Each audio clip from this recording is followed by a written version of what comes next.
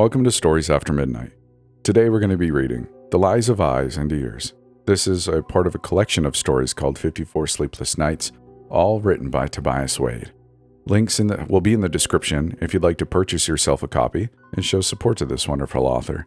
If you do, let me know because I'd like to say thank you too. Anyways, I hope you enjoy this story. Let's sit back, relax, and let's get started. My little boy is in the 6th grade, and his teacher is a madman. I admit that I have been pretty busy with work and haven't been paying much attention to what he's been learning. But I was shocked and horrified when he said one day, "Mom, can we go to Disneyland this week? Because afterward it will be too late." I asked him why it would be too late, and he casually replied, "Because everyone is going to be dead after that." He was only repeating what Mr. Y had told him in class.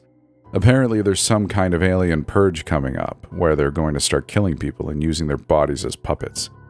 It wasn't just this either. The more questions I started asking, the more ridiculous ideas I found lurking around in my boy's head. "Oh yeah, the birds are just there to keep an eye on us," he told me. "It's so they know who to keep and who to throw away."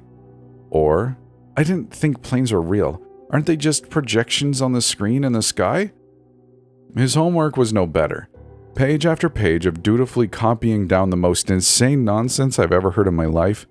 Government chemical castrations, secret cities hidden in volcanoes, winter storms caused by alien weaponry, all mixed in with actual history and science as though one entry was just as valid as the next.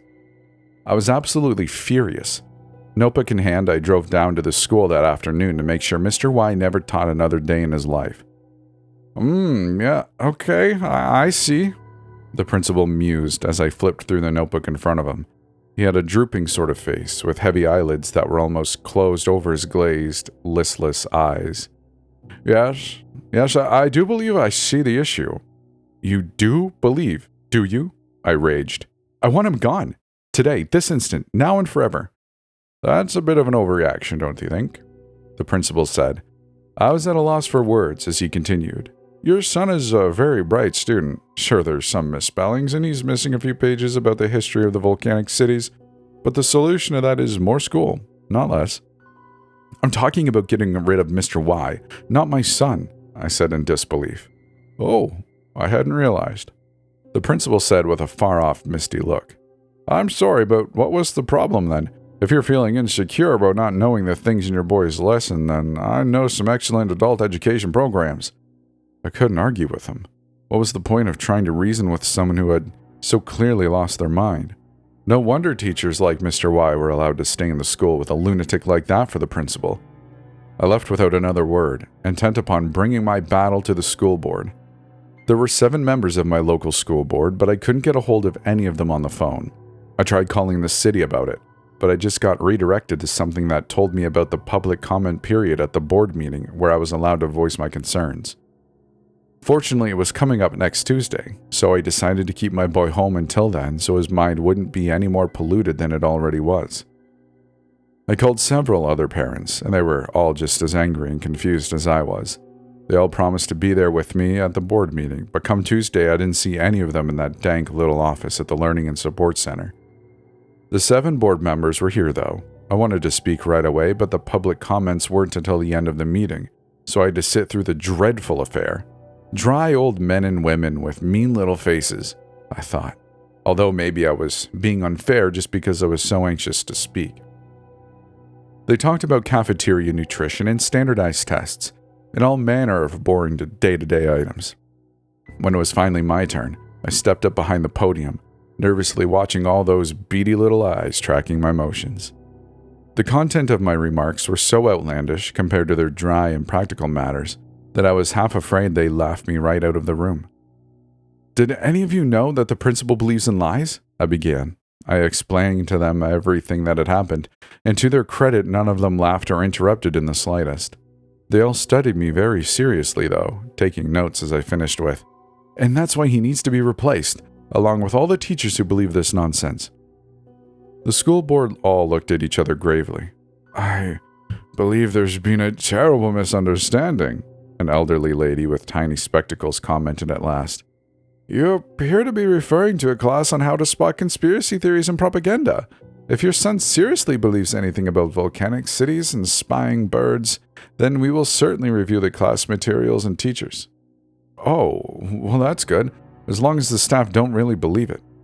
As for the alien purge at the end of the week, the woman continued sternly, that date is entirely obsolete and wrong.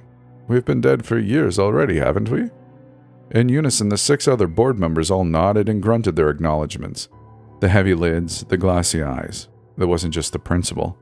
Now that I was close to them at the podium, they all looked like they were on the edge between sleeping and wakefulness. Pardon? I said, my voice dry and hoarse. I do take affront to the word puppet, though, one of the men said through flabby, warbling jowls. I think of the body more like a host, a symbiotic partnership. Quite right, for their own good, really. Another chimed in. Such foolishness they would get up to without our help. Another added, drowsily. A long line of drool was starting to slip from the corner of his mouth.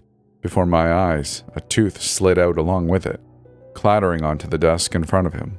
The elderly lady next to him picked up the tooth with a handkerchief, giving it to him, which he accepted gratefully. If that is all the public comments, I would like to close the meeting by addressing the parking situation, the old woman said briskly. As for my boy, he's going to be starting homeschooling for the foreseeable future.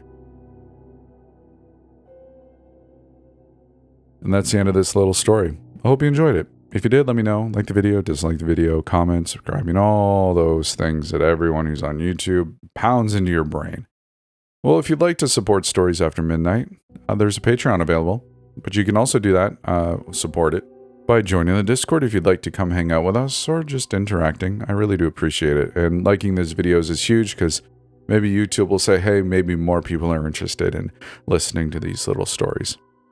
So I appreciate you for choosing this one. I appreciate you for being here. I hope you enjoyed yourself, and I'll see you in the next one.